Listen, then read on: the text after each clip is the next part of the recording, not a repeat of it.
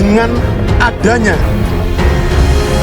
dugaan tindak pidana korupsi berupa pemerasan yang dilakukan oleh pimpinan Komisi Pemberantasan Korupsi Republik Indonesia dalam penanganan perkara di Kementerian Pertanian atau informasi dugaan pemerasan pimpinan KPK kepada Menteri Pertanian Pak SYL, Komisi 3, menurut kami harus menyerahkan masalah ini kepada penegak hukum. Kami berharap kasus ini diusut secara profesional dan transparan. Ini jangan lagi dibuat di Sandra untuk menyelamatkan statusnya yang dilaporkan di Polda. Nah, oleh karena itu kita dorong betul seperti statement daripada Kapolri Mas Sigit, ini harus diusut tuntas karena ini penghinaan hukum yang sangat luar biasa kalau ini bisa terjadi, sehingga bagaimana KPK hari ke hari terpuruk atas dugaan perlakuan seperti ini tetapi tidak pernah tuntas. Timbulnya kasus baru yang menempel pada kasus ini, itu kasus dugaan pemerasan KPK terhadap Yassin Limpo. Lalu orang mulai buka file tuh, rekornya Mentan ini seperti apa sih ketika masih jadi pejabat di daerah tuh Pak Limpo. Jadi banyak hal yang sebetulnya bisa kita preteli satu persatu tuh. Apakah ini tukar tambah? Apakah ini semacam upaya untuk obstruksi, menghalangi pemeriksaan? Dan Firly dengan gagah berani mengatakan nggak ada soal di situ tuh. Jadi kita mau tahu sebetulnya kalau begitu pemain-pemain di antara atau yang bermain pada kasus ini pasti banyak pihak kan. Di dalam KPK mungkin ada tiga klaster yang bermain di situ. Di Polda Metro Jaya mungkin ada 2 klaster. Inilah kegagalan pemerintahan yang sekarang itu. Kalau kita mau mau tidak usah dengaling-aling lah. Tata kelola pemerintahan yang baik, yang melayani, yang tidak pecah amanah dan juga anti rasuah itu betul-betul memang mundur kalau sekarang.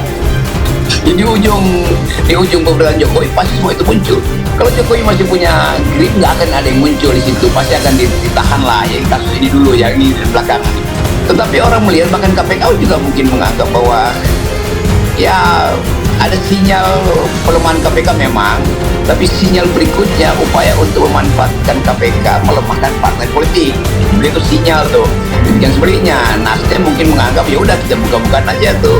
Apakah Pak Firly sebagai ketua KPK betul-betul hendak membongkar kasus dari perspektif hukum aja, atau ada hal-hal di belakang itu yang diumpankan supaya beberapa kasus dilupakan dulu, kira-kira begitu.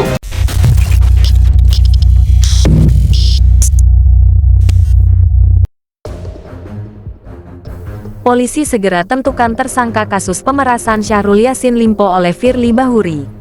Liputan6.com, Jakarta. Penyidik Direktorat Reserse Kriminal Khusus Ditreskrimsus Polda Metro Jaya segera menentukan tersangka dalam kasus pemerasan yang diduga dilakukan Ketua Komisi Pemberantasan Korupsi KPK Komjen Pol Purn Firly Bahuri terhadap Syahrul Yassin Limpo.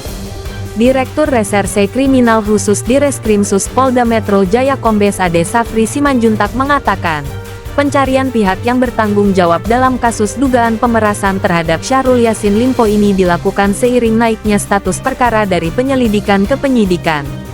Selanjutnya akan diterbitkan sprint surat perintah penyidikan untuk lakukan serangkaian tindakan penyidikan menurut cara yang diatur undang-undang guna mencari dan mengumpulkan bukti yang dengan bukti itu membuat terang tindak pidana yang terjadi dan menemukan tersangkanya. Ujar Ade di Polda Metro Jaya, Sabtu tanggal 7 Oktober tahun 2023. Ade mengatakan, dalam kasus ini pihaknya menggunakan 3 pasal yakni pasal 12 huruf E atau pasal 12 huruf B, atau pasal 11 Undang-Undang Nomor 31 Tahun 1999 sebagaimana telah diubah dengan UU Nomor 20 Tahun 2001 tentang Pemberantasan Tindak Pidana Korupsi Tipikor, Jo Pasal 65 KUHP. Untuk naik ke tahap penyidikan terhadap dugaan tindak pidana korupsi berupa pemerasan, yaitu pegawai negeri atau penyelenggara negara yang dimaksud menguntungkan diri sendiri atau orang lain, atau menyalahgunakan kekuasaannya membayar atau menerima pembayaran dengan potongan atau sesuatu bagi dirinya sendiri, kata Ade. Atau penerimaan gratifikasi, yaitu setiap gratifikasi pegawai negeri dianggap pemberian suap apabila berhubungan jabatannya dan atau pegawai negeri yang menerima hadiah atau janji karena kekuasaan atau kewenangan yang berhubungan dengan jabatannya, ucap Direskrimsus Polda Metro Jaya menambahkan.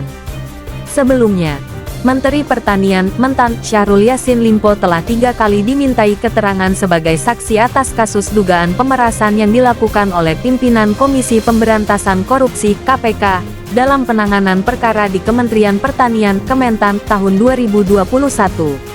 Hal itu diungkapkan oleh Direktur Reserse Kriminal Khusus Polda Metro Jaya, Kombes Pol Ade Safri Simanjuntak.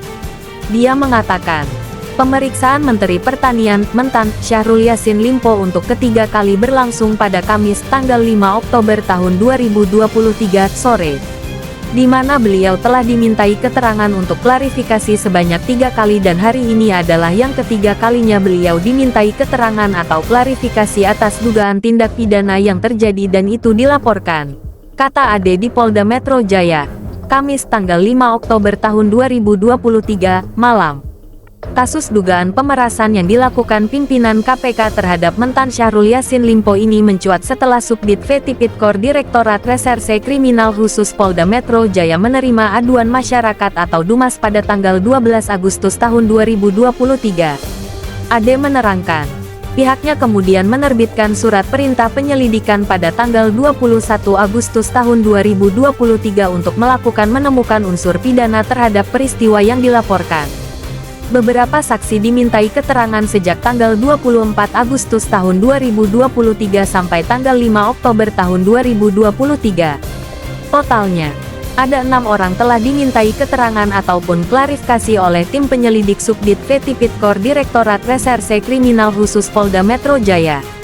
Salah satunya adalah Menteri Pertanian, Mentan, Syahrul Yassin Limpo, SYL.